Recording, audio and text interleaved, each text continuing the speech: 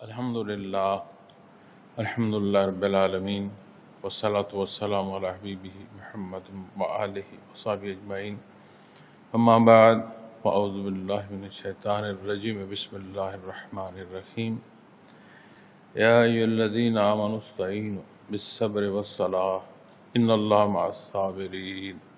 اللہم سبحانک لا علم لنا الا ما علمتنا انک انت العلیم الحکیم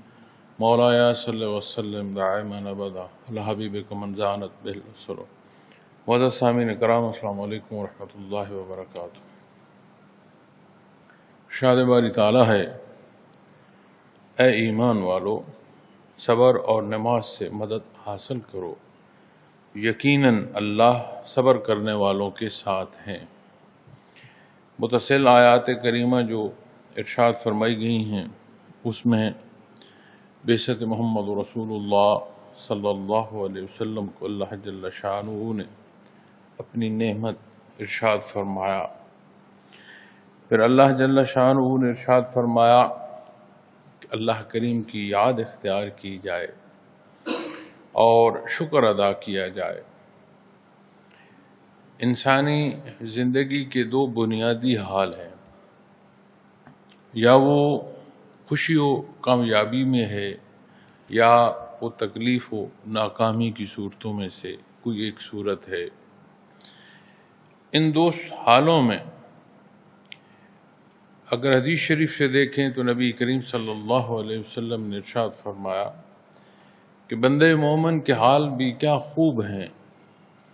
کہ اگر اسے کوئی شے عطا ہوتی ہے، یعنی اسے کامیابی نصیب ہوتی ہے، تو وہ شکر ادا کرتا ہے، اور اگر اسے دکھ اور تکلیف ہوتی ہے تو وہ صبر کرتا ہے۔ تو ان دو صورتوں میں بھی بندے مومن کو اللہ کریم کی خوشنودی حاصل ہوتی ہے اور اجر و ثواب نصیب ہوتا ہے۔ پھر اللہ کریم نے فرمایا اور صاحب ایمان کو مخاطب فرمایا، یا ایھا الذین آمنوا، اے وہ لوگو جو ایمان لائے۔ چونکہ عبادات کے لیے، اعمال صالح کے لیے جو بنیاد ہے وہ ایمان ہے۔ عمل صالح تب گنا جائے گا کہ جب وہ اللہ کے حبیب صلی اللہ علیہ وسلم کے حکم کے تحت آئے گی بات، جب نور ایمان نصیب ہوگا۔ وگرنہ عمل صالح صورتاً کسی نے اگر اختیار کیا ہے تو نیتاً وہ صالح نہیں ہوگا، کیونکہ اس میں اللہ جل شانہ کی ذات، اس کی رضا مقصود نہیں ہوگی۔ اپنے مقصد حیات کی جو مقصد ہے حیات کا، اس سے متعلق نہیں ہوگی۔ کوئی نہ کوئی دنیاوی منفعت ہوگی، جس میں ذات ہوگی، جس میں خواہشات ہوں گی، جس میں پسند و ناپسند ہوگی، تو وہ کہیں نہ کہیں کسی نہ کسی پہلو سے اس صاحب کردار کی ذات سے متعلق ہی بات رہ جائے گی۔ اب جب بات صالح اور اتباع کی آتی ہے تو اس سارے حصے میں آپ صلی اللہ علیہ وسلم کا اتباع اللہ جل شانہ کی رضا ہے، اللہ کریم کے حکم کی تعمیل ہے۔ تو جب صاحب ایمان کو مخاطب فرمایا گیا تو قرآن کریم یا ایھا الناس سے دعوت ارشاد فرماتا، اے اولاد آدم۔ لیکن پھر جب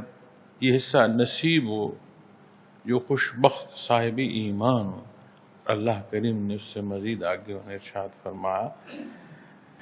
یا ایھا الذین آمنوا استعینوا بالصبر والصلاۃ، اے وہ لوگو جو ایمان لائے ہو۔ چونکہ دار دنیا میں اقرار اور اقرار پر قائم رہنا یہ لازم ہے۔ ایسا نہیں ہے کہ اقرار وقتی اور لمحاتی ہو، اقرار اور خالص اقرار، پھر اس پر قائم رہنا تا عدم واپسی۔ تو یہ ایک ایسا امتحان گاہ ہے جس میں امتحان مسلسل رہتا ہے۔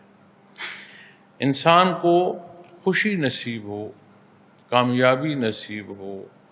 دولت نصیب ہو، شہرت، اقتدار نصیب ہو، کوئی پہلو نصیب ہو، اس میں اس نے کیا معاملہ اختیار کیا؟ کہیں وہ متکبر تو نہیں ہو گیا، کہیں وہ اپنی ذات میں تو نہیں کھو گیا، یہاں بھی اسے صبر کی ضرورت ہے۔ اور کہیں ناکامی کی صورت پیش آتی ہے، تکلیف دہ صورت پیش آتی ہے، کوئی وہ پہلو جسے انسان نہیں چاہتا، اسے اپنے لیے برا محسوس کرتا ہے، ناپسندیدہ محسوس کرتا ہے، لیکن وہ امر اسے پیش آتا ہے، تو اس وقت اس نے کیسا عمل جو ہے وہ اختیار کیا، اس کا رد عمل اس عمل کے مقابل کیا تھا، اس کی کیفیت اور حال کیا تھی۔ اور جب آپ صبر پر بحث کریں گے تو بنیادی طور پر لغوی معنوں میں تو صبر سے مراد ہے کہ رک جانا، روک دینا، لیکن جب آپ اسے اصطلاح میں دیکھیں گے، شریعت اسلامی کے تحت دیکھیں گے، تو غلطی سے رکنا، اس کیفیت کا صبر، اچھائی کا اختیار کرنا، اس کیفیت کا صبر، تیسرا کسی قسم کے حالات کا پیش آ جانا جس میں زیر و زبر ہو، معاملات، واقعات، کیفیات، ان میں استحکام سے رہنا۔ اب جب بات صبر کی آتی ہے معزز سامعین کرام، تو اس میں اللہ کریم نے بنیادی طور پر مخاطب فرمایا صاحب ایمان کو۔ صاحب ایمان کا صبر جو ہے وہ جب رک جاتا ہے یا روک دیتا ہے اپنے آپ کو،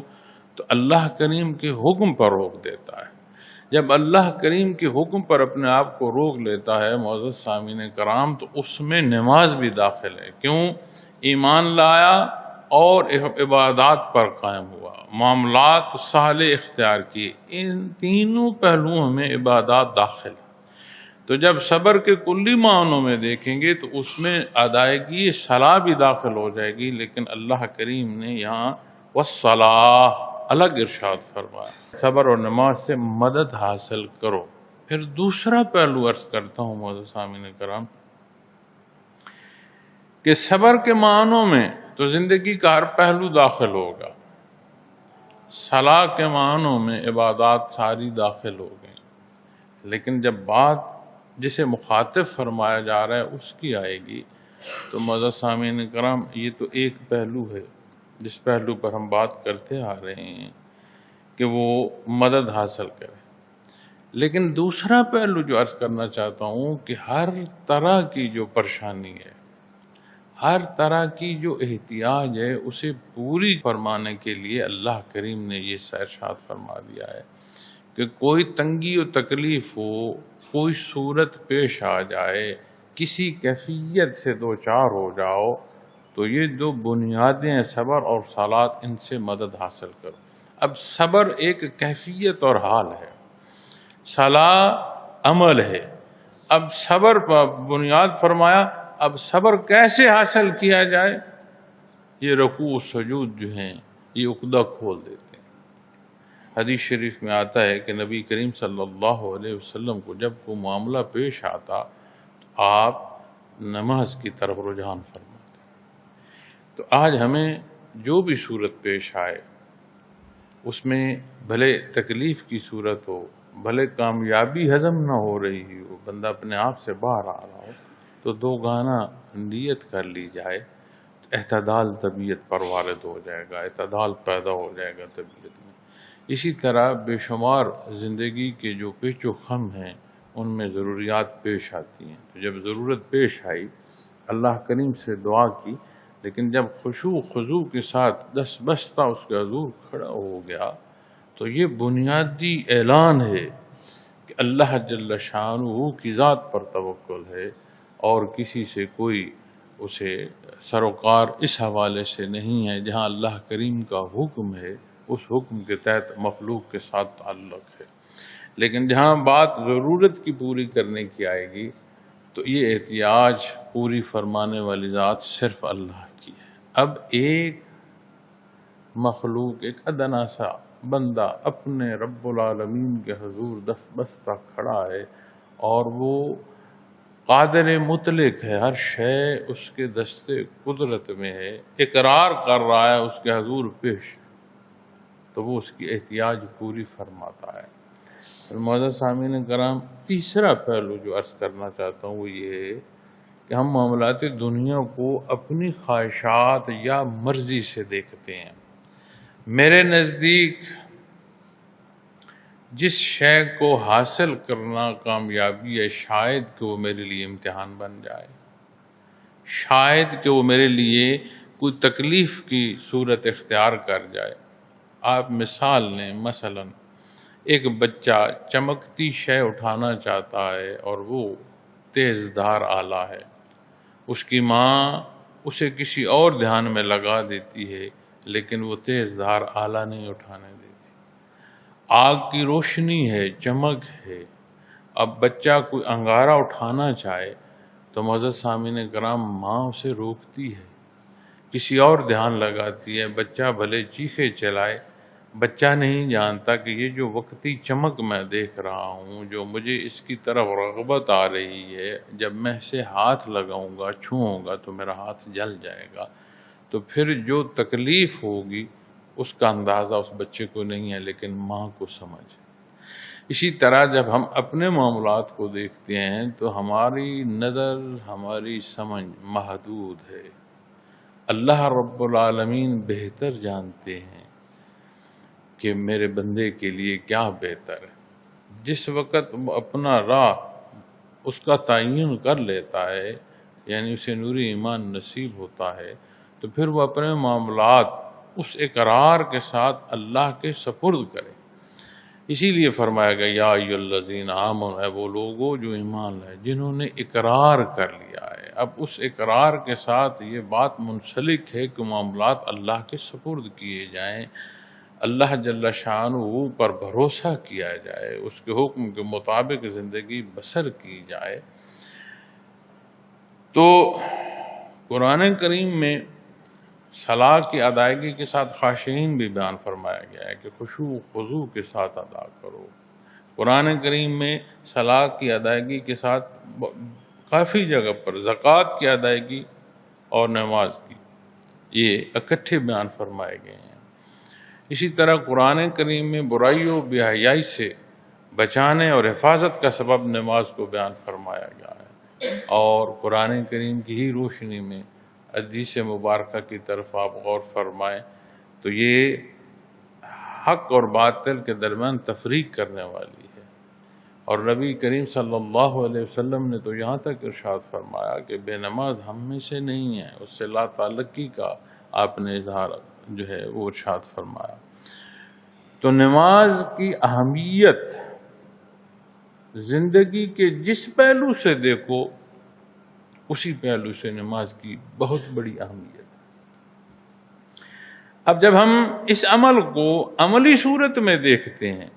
کہ ہم صبر بھی کریں اور نماز سے، یعنی ان دو حالتوں سے ہم مدد حاصل کریں، پہلا صبر جو کیفیت اور حال ہے، دوسرا عمل جس سے اس کیفیت اور حال کو تقویت نصیب ہوگی، تو ہم تو نماز بھی پڑھ رہے ہیں اور اللہ معاف فرمائے سود کھا رہے ہیں، یعنی حرام کھا رہے ہیں، اللہ اور اس کے رسول صلی اللہ علیہ وسلم کے مقابل کھڑے ہیں۔ اسی طرح ہم نماز پڑھ رہے ہیں، ہم تبلیغ پر بھی جا رہے ہیں، ہم درس و تدریس بھی کر رہے ہیں، ہم کونوں خدروں میں بیٹھے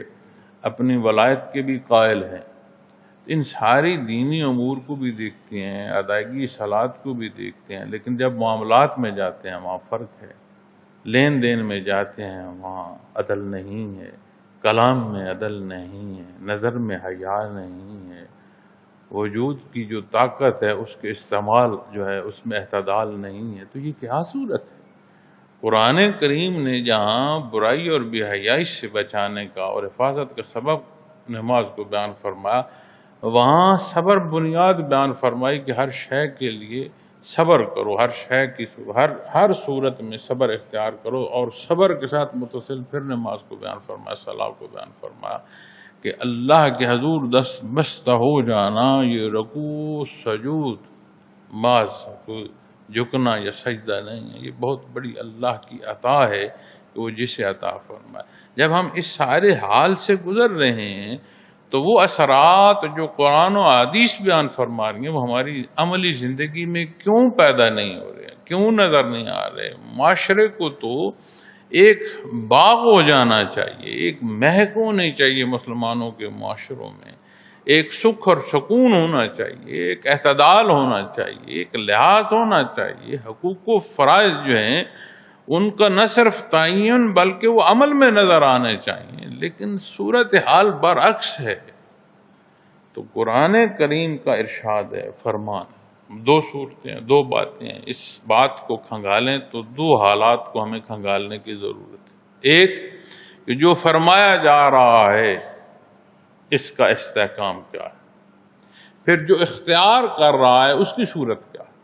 تو فرما تو اللہ جل شانہ رحیم۔ صدیاں گزر گئی ہیں، کسی ایک فرمان کو انکار کرنے والے جو ہیں رد نہیں کر سکے، ثابت نہیں ہو سکا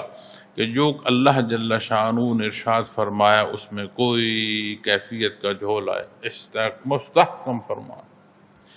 اور جب ہم اپنے آپ کو دیکھتے ہیں تو ہم نے ایمان لائے ہیں اس پر، یا ایھا الذین آمنوا، تو ہم صاحب ایمان اقرار سے ہیں، ہم نے مانا ہے، اور ایمان نہاں خانہ دل سے ماننے کے ساتھ منسوب ہے، محض اقرار کے ساتھ نہیں ہے۔ تو جب ہم نے نہاں خانے سے مانا ہے اور عمل کر رہے ہیں ہم، لیکن ہمیں عملی صورت میں نتائج وہ مرتب نہیں ہو رہے ہمارے اور ہمیں نظر آ رہے جو قرآن و حدیث بیان فرما رہے۔ تو دونوں کو جب دیکھیں گے تو ایک طرف تو فرمان مالک کل کائنات کا ہے، جس کی شہادت خود اسی قرآن کریم میں بیان فرمائی گئی، جسے ہمیں عطا فرمایا ہے نبی کریم صلی اللہ علیہ وسلم نے، جسے آپ کے غلام، آپ کے صحابہ، آپ کے رفقا نے اختیار فرمایا، اور دنیا جو ہے وہ اس حق سے ایک دفعہ ہل گئی۔ وہ جو ایک شہر اور ایک جگہ پر کلام ارشاد فرمایا گیا، اللہ جل شانہ نے اس نے اتنی برکت عطا فرمائی کہ اس کی گونج نہ صرف پوری دنیا پر سنائی دی، اس گونج کو پوری کوشش کے باوجود روکا نہیں جا پا رہا آج تک۔ دوسری طرف تو جب ہم اپنے حال کو دیکھتے ہیں تو یہ یقینی بات ہے، حتمی بات ہے کہ نقص یہاں ہے۔ ٹھیک ہے بھائی، اب جب نقص کی بات ایک طرف متعین ہو گئی تو اس طرف جہاں نقص ہے پھر اسے ٹٹولنے کی ضرورت ہے کہ کہاں خرابی ہے۔ تو معزز سامعین کرام، اگر نماز کی ادائیگی ایک بار کی طرح، ایک تکلیف دہ صورت کی طرح، ایک مجبوری کی حالت میں ادا کی جا رہی ہے، قرآن کریم سے دیکھیں تو اس نے خشوع کے ساتھ، خضوع کے ساتھ عطا کرنے کا ارشاد فرمایا ہے۔ پھر جب ہم اپنے تیاری کو دیکھیں، جو وقت ہے، اب ہماری نماز جب وہ قضا ہو رہی ہے، ہم دوڑ رہے ہیں، بھاگ رہے ہیں، نہ سیدھا وضو کیا، نہ صحیح ادائیگی کی، سجدے کیے 2-4 تو بس فوراً کیا ہوا جی، نماز ادا ہو۔ تو جو وقت ہے، جو جگہ ہے، جو صفائی اور پاکی ہے، یہ جو پاکیزگی سے لے کر اور اس طہارت سے لے کر وضو تک، اور پھر اس سے جگہ اور وجود، کپڑے، ایک ایک شے کو دیکھتے آئیں، پھر اس سارے میں جو وضو کیا، کہیں وضو کے کسی حصے میں تو نہیں کوئی کمی بیشی کر دی۔ پھر اسی طرح جب ادائیگی تک پہنچتے ہیں تو ادائیگی کا جو فرمان ہے، تو ضرورت ہے کہ ایک ایک باریکی کو سمجھا جائے، عمل میں لایا جائے، اور محبت اور شوق سے عمل میں لایا جائے۔ گراں گزر رہا ہو ایک عمل، اس عمل کے نتائج پھر کیسے ہوں، اور اسی عمل میں شوق ہو، جذبہ ہو، ایک حال ہو، اس کے نتائج کیسے ہوں گے۔ اللہ جل شانہ کو ہماری نمازوں کی ضرورت نہیں ہے، ہماری تبلیغ کی ضرورت نہیں ہے، ہمارے درس و تدریس کی ضرورت نہیں ہے، ہمارے وظائف کی ضرورت نہیں ہے۔ ہماری ضرورت ہے دین کا سمجھنا، اختیار کرنا، مخلوق تک پہنچانا، یہ ہماری ذمہ داری ہے، یہ بنیادی ذمہ داری ہے۔ اور ہم آج دیکھتے ہیں کہ ہم نماز ادا کر رہے ہیں، ایک فرد دوسرے مسجد میں جا کر نماز ادا نہیں کرتا، کیوں؟ وہاں میں جا کر نماز ادا نہیں کرنا چاہتا، یہ تو اپنی جگہ غصے میں ہے، وہ کہتے ہیں ہم نے اس کو داخل نہیں ہونے دینا۔ کون سی سنت؟ مساجد تو اللہ کی ہیں، ہم نے یہاں کیوں تفریق کر رکھی ہے؟ تو وہ جو ہم نماز ادا کر رہے ہیں اس کے نتائج تو ہمیں میسر نہیں آ رہے، ہم اللہ کے نام پر بھی ہم تفریق پیدا کر رہے ہیں، تو کیا صورت؟ تو یقینی بات ہے کہ کمزوری ہماری طرف ہے۔ دوسری جو یقینی بات ہے وہ یہ ہے کہ ان کمزوریوں کو دور کیا جائے، اپنے تئیں کوشش کی جائے۔ وہ غفور الرحیم ہے، وہ معاف فرماتا ہے، اسے محبوب ہے مخلوق کو معاف فرمانا، اسے محبوب ہے، اس کی رحمت جو ہے وہ وسیع ہے، تو وہ معاف فرمانے والی ذات ہے۔ پھر فرمایا ان اللہ مع الصابرین، یقیناً اللہ صبر کرنے والوں کے ساتھ ہے۔ معزز سامعین کرام، اللہ کریم خالق ہے، مالک ہے، رازق ہے، ہر ایک کو اس نے پیدا فرمایا ہے، ہر ایک اور ہر عمل اس کے حضور پیش ہو، ایک یقینی بات ہے، ہمارا اقرار ہے، ہمارے ایمان کا حصہ ہے۔ اب انسان کے اوصاف قرآن کریم بیان فرماتا ہے کہ اسے کیسے وصف اختیار کرنے چاہیے۔ اب ان اوصاف کا اختیار کرنا نتائج مرتب فرماتا ہے۔ اب یہاں جب صبر اور صلاح کی بات بیان فرمائی گئی، جسے مخاطب فرمایا گیا اسے صبر اور صلاح، پھر آخر میں نتیجہ بیان فرمایا گیا ان اللہ مع الصابرین، اور ان اللہ، یقیناً اللہ، مع الصابرین، صبر کرنے والوں کے ساتھ ہیں، یعنی صابرین۔ اب صبر ایک کیفیت اور حال ہے، جس نے یہ کیفیت اور حال اختیار کیا اسے نتیجے میں معیت باری تعالیٰ نصیب ہوئی۔ اور جب بندے کی طرف بات آئے گی اس تعلق کی، تو بندے کا تعلق بندگی کے معنوں میں اقرار اور اس اقرار کے ساتھ ماننے کے معنوں میں آئے۔ اب یہی معیت جب اللہ جل شانہ کی طرف آپ دیکھیں گے تو وہاں معنی بعید مراد ہوگا۔ ہم سنگ دیکھتے ہیں کہ جیسے یہ دو انگلیاں ساتھ ہیں، دو انسان ساتھ ہیں، تو جب یہی ساتھ اللہ جل شانہ کی طرف دیکھا جائے گا تو مخلوق کا ساتھ تعمیل حکم ہے، اور خالق کا ساتھ جو ہے اس پر جو نتائج مرتب ہونے ہیں، یعنی شرف قبولیت جو نصیب ہونی ہے، جو عطا ہونا ہے، جو اجر و ثواب عطا فرمانا ہے اللہ رب العالمین نے،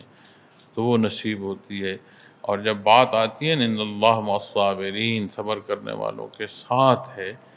تو پھر یہ صورت تو اختیار کی کہ صبر کیا، عبادت کی، اللہ کریم کی معیت نصیب ہوئی، لیکن ساتھ یہ نہیں فرمایا گیا کہ اس معیت سے صرف تم اس نماز کی ادائیگی تک رہو گے۔ جب اللہ کریم کی معیت نصیب ہوگی تو پھر زندگی کے ہر معاملے میں سنبھلنا نصیب رہے گا، اور اللہ جل شانہ کرم اور احسان فرمائیں، ایک حفاظت الہیہ کا سبب بنتا چلا جائے۔ جس زندگی میں ہم اپنے لمحات پورے کر رہے ہیں، معزز سامعین کرام، اپنی زندگیوں سے مثال لینا اور سمجھنا آسان ہوتا ہے۔ ہم کسی سفر پر نکلتے ہیں تو ہم دیکھتے ہیں کہ کیا راستہ پرخطر تو نہیں ہے۔ ہاں بھائی، اگر راستہ پرخطر ہے تو پھر کوئی ایسا راستہ اختیار کیا جائے کہ جس میں خطرہ نہ ہو، جو آسانی سے گزر جائے انسان۔ بھائی اگر راستہ ایک ہی ہے تو اس خطرے سے نپٹنے کا سبب کیا ہو، کچھ اور مسافر جمع ہو تو ان کے ساتھ ہو لیا جائے، وقت کا خیال کر لیا جائے کہ کوئی ایسا وقت جو دن کا ہو، جہاں آبادی کی علامات زیادہ ہوں، جس وقت میں اس وقت میں گزرا جائے، چاہے جائے کہ بندہ کسی رات کے پیر میں گزرے اور خطرے سے دوچار ہو جائے۔ تو یہ کیا ہے؟ یہ حالات اور واقعات میں ایک شعور کی اور عقل کی بات ہے۔ اسی طرح جب ہم زندگی کے معاملات میں دیکھتے ہیں تو آپ غور کریں کہ جو نفس ہے انسان کے اندر ہے، قرآن کریم نے یہ بھی فرمایا ہے کہ اپنی خواہشات کی پیروی کرتے ہیں، محض جو بے جا خیالات ہیں ان کی پیروی کرتے ہیں، شیطان کو دوست جانتے ہیں، اس کے ساتھ چلتے ہیں۔ اللہ جل شانہ نے فرمایا تمہارا سب سے بڑا دشمن ہے شیطان۔ تو جب آپ اپنے نفس کی بات کرتے ہیں تو خطرہ تو پھر ہمیں بڑے قریب سے آ گیا۔ اب ہم کچھ چاہ رہے ہیں، حکم کچھ ہے۔ اب جب اس چاہنے کو رد کرنا ہے اور اللہ کریم کا حکم ماننا ہے تو اس کے لیے قوت فیصلہ چاہیے۔ اسی طرح ہم باہر نکلتے ہیں، کوئی سوچ دار آتی ہے قلب میں اور ہم سمجھتے ہیں کہ شاید یہ میری پسند ہے، لیکن کیا پتا وہ شیطان نے خیال ہمارے دل میں ڈالا۔ ہم معاشرے میں جاتے ہیں، بازار میں جاتے ہیں، لین دین کرتے ہیں، ہم مزدوری کرتے ہیں، ٹھیکیداری کرتے ہیں، تعمیر کے کام میں آتے ہیں، کاروبار کا کوئی صورت لے لیں، ہم دین کے کام میں جاتے ہیں کہ لوگوں کو دین سکھایا جائے۔ تو جب ہم معاشرے میں جاتے ہیں تو جیسے لوگ ہیں ویسے اثرات ہوں گے، جو مزاج ہوگا، جو کردار ہوگا، وہ دونوں صورتیں اس کو ایسے اس پر اثرات پیدا کریں گے کہ جو اسے ملے گا وہ کیفیت اور حال اس پر بھی اثر انداز ہوگا۔ اب جب ہم معاشرے میں نکلتے ہیں، دیکھتے ہیں تو حرام، سود جو ہے دیکھیں، بے حیائی جو ہے اس کے حالات دیکھیں، بام جو کلام ہے اسے دیکھیں، جو لحاظ ہے بڑے چھوٹے کا، جو حیا کا اور شفقت کا پہلو اسے دیکھیں، جو گھر ہیں ان کے اتفاق اور بے اتفاقی کی صورت اور یہ احوال سنیں اور دیکھیں، اندر رونگٹے کھڑے ہو جاتے ہیں کہ اسلامی معاشرہ تو مدد دے، مددگار ہو عمل صالح میں، لیکن ہم تو اتنے کمزور ہو چکے ہیں کہ جب معاشرے میں جاتے ہیں تو خرابی جو ہے اس کا غلبہ ہے، اور جب خرابی کا غلبہ ہے تو اندر نفس زور لگا رہا ہے، شیطان وساوس ڈال رہا ہے، اور معاشرہ اپنے اندر جو ہے ایک گرداب کی طرح کھینچ رہا ہے، تو پھر سمجھ آتی ہے کہ جیسے راستے کا تعین کرنا ہے کہ خطرہ تو نہیں ہے، تو ہم جو سبب کرتے ہیں وہ رب کائنات ہے، خالق ہے، اس نے پیدا فرمایا ہے، وہ بہتر جانتا ہے، اس نے فرمایا میرے بندے صبر کر۔ جب تو اپنے آپ کو روک لے گا اور اپنے آپ کو حق کے ساتھ روک لے گا، اپنے آپ کو ناحق سے تو روک لے گا، اپنے آپ کو حق پر ایسا قائم کرے گا کہ تو حق اختیار کرے گا، تو فرمایا یہ صورت ایسی ہے جسے انعام میں معیت ہے، اللہ کا ساتھ نصیب ہوتا ہے، اور تو اس صورت حال کو حاصل کرنے کے لیے، اپنا حال بنانے کے لیے نماز سے مدد لو۔ تو معزز سامعین کرام، نماز کی شرف قبولیت بھی اعلان فرمائی جا رہی ہے، ان اللہ مع الصابرین، یعنی جیسے نماز نصیب ہوگی، وہ نماز شرف قبولیت نصیب ہوگی تو صابر ہوگا، صابر ہوگا تو اسے معیت حاصل ہوگی اللہ رب العالمین کی۔ اب یہ وہ کیفیت اور حال ایک وصف ہے جسے اختیار کیا، اور اس کے نتیجہ ہے کہ اللہ جل شانہ کی معیت نصیب۔ اب مجھے بتائیں کہ جسے اللہ کریم کی حفاظت نصیب ہو، معیت نصیب ہو، نفس کیا، شیطانی وساوس کیا، گرد و پیش کے حالات کیا۔ تو قیام صلاۃ میں حضرت جی رحمۃ اللہ تعالی علیہ فرمایا کرتے تھے کہ بندے مومن کی قیام صلاۃ ایسی ہے کہ وہ جہاں سے گزرے لوگ نمازی ہوتے چلے جائیں، اس کی کیفیت اور حال ایسا ہو کہ وہ جہاں سے گزرے وہاں لوگ سجدہ ریز ہوتے جائیں اللہ کی بارگاہ۔ ہم دیکھتے ہیں اپنے آپ کو کہ ہم نماز پڑھتے ہوئے معاشرے میں نکلتے ہیں تو معاشرے کے حالات ایسے اثر انداز ہوتے ہیں ہم پر، ہماری نمازیں جو ہیں وہ چھوٹنا شروع ہو جاتی ہیں، قضا ہونا شروع ہو جاتی ہیں۔ تو معزز سامعین کرام، اس ساری گفتگو کے بعد یہ کہہ کر بیٹھ رہنا کہ ہاں جی ایسا تو ہے، یہ درست نہیں ہے، اس کے حل کی ضرورت ہے، چونکہ فرصت بڑی تھوڑی سی ہے۔ یہ اعمال اللہ کریم کی ضرورت نہیں ہے، اس نے مخلوق کو پیدا فرمایا ہے مخلوق جب تابع داری کرتی ہے تو اس کے اعمال اس کی شہادت دیتے ہیں، اور اپنی بندگی کی نشانی ہے ہماری عبادات، ہمارا اقرار کہ یہ ایمان ہے، بندگی کی نشانی ہے، اور یہی راہ ہے جو اللہ جل شانہ کی رضا کی طرف لے جاتا ہے۔ اپنی زندگیوں سے ہم مثال لیں، ہمارے درمیان چھوٹے بچے بھی بیٹھے ہیں، ہم آج جس عمر کے حصے میں ہیں یہی تو نہیں تھی، بھلے کوئی جوان ہے، کسی کی پختہ ہے، تو بچپنے سے ہو کر ہر کو آیا ہے۔ آج جہاں بیٹھے ہیں خیال فرمائیں یہاں ہم سے پہلے لوگ بیٹھے تھے، ہم اپنے بڑوں کی طرف ایسے دیکھتے تھے، آج وہ نہیں ہیں، آج ہمارے بچے ہمیں دیکھ رہے ہیں، کل وہ یہاں ہوں گے، اللہ ان کی زندگی کرے تو ہم یہاں نہیں ہوں گے، تو یہ سمجھ لینا کہ خیر ہے، دیکھ لیتے ہیں، کر لیتے ہیں، ہو جاتا ہے، یہ درست عمل نہیں۔ دنیا کی زندگی میں بھی دیکھنا، معاملات دنیا میں بھی جو سستی اور قالی کا مظاہرہ کرتا ہے وہ دنیا کے معاملات میں بھی نقصان اٹھا رہا ہوتا ہے، اور جو مقصد حیات ہے کہ اللہ کریم کی عبادت اختیار کی جائے، معزز سامعین نے کہا وہ ہم بیٹھے رہیں کہ ہو جائے گا، کر لیں گے، دیکھ لیں گے۔ کیا میرے اور آپ کے بیٹھ رہنے سے وقت بھی رک گیا ہے؟ نہیں بھائی، وقت تو نہیں رکا، تو چل رہا ہے، اس نے چلنا ہے، اور اس مسافر نے چاہے یا نہ چاہے منزل بہ منزل اس مسافت کو طے کرنا ہے، اور یہ یقینی بات ہے ایسا ہوتا آیا ہے، ایسا ہو رہا ہے، ایسا ہوگا۔ اس پوری تخلیق کا یہ نظام ہے، اور اللہ نے اسے ایسے ہی پسند فرمایا۔ اب جب ہم اپنی قیام صلاح کی بات کریں گے تو آئیں ہم پلٹ کر دیکھیں کہ جو ادائیگی ہے اس میں خشوع خضوع کتنا ہے، جو وضو ہے اس میں کوئی کمی کوتاہی تو نہیں چھوڑتا، جو پورا احترام ہے، پورا لحاظ ہے۔ اسی طرح جب آپ ادائیگی پر آتے ہیں تو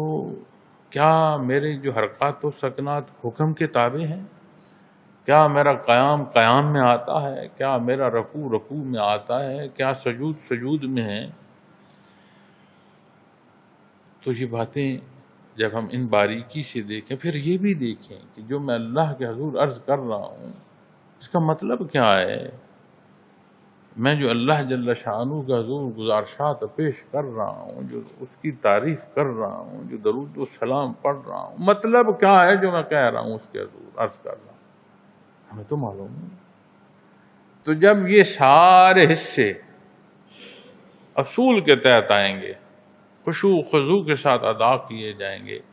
تو یقینی بات فرمائی جا رہی ہے پھر بندے کی کیفیت و حال صابر کی نصیب ہوگی، اور جب صابر کی کیفیت ہوگی، بندہ صبر کرنے والا ہوگا، تو پھر فرمایا ان اللہ مع الصابرین، جسے اللہ کریم کی معیت نصیب ہو اس کے سامنے دنیا اور آخرت میں پریشانی نہیں ہو سکتی، اس کے لیے آسانی کے سبب ہوں گے، اس کے لیے رعایت کے سبب ہوں گے۔ تو اللہ کریم ہماری غلطیاں اور کوتاہیاں معاف فرمائے، ہمیں خالص وہ کیفیت عطا فرمائے کہ ہم پورے شوق سے ذوق سے دین کو سمجھ سکیں، سیکھ سکیں، اختیار کر سکیں، جہاں جہاں کمی بیشی ہے اسے دور کر سکیں، اور ہمیں ایسا کردار نصیب ہو کہ ہم اللہ کی مخلوق تک دین حق پہنچانے کا سبب ہو سکیں۔ وآخر دعوانا الحمدللہ رب العالمین۔